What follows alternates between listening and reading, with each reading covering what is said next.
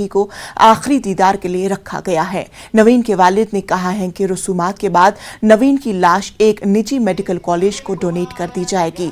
नवीन Kharkiv national medical university में आखिरी साल का तालिब इल्म था। 1 मार्च को रूसी गोलाबारी में नवीन हलाक हो गया था। कर्नाटक हुकूमत ने नवीन के वर्सा को 25 लाख रुपए की इमदाद और एक फर्द को सरकारी नौकरी देने का ऐलान किया है। पूजा वगैरह करेंगे 1 आधा घंटा, उसके बाद दर्शन के लिए बॉडी रखेगा और उसके बाद पूरा गांव में उसका जो मेरवनी जो अरेंज कर रहे हैं वो गांव वाला सब मिलके, तो शाम को उसका बॉडी को जो SS हॉस्पिटल दावणगिरी उन लोगों को हम डोनेट कर रहे हैं। वो उधर का स्टाफ भी पूरा आएगा इधर बॉडी रिसीव के लिए।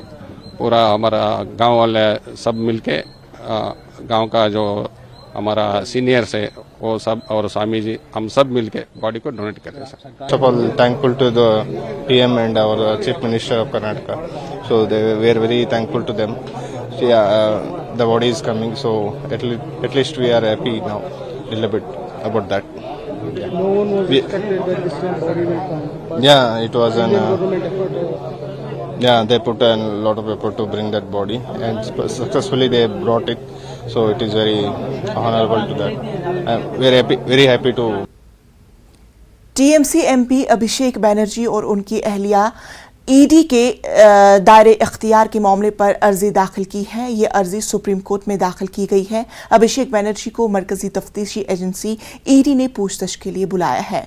कोयला घोटाले से मुतालिक मामले पर आज ईडी के दिल्ली में दफ्तर में पूछताछ की जाएगी।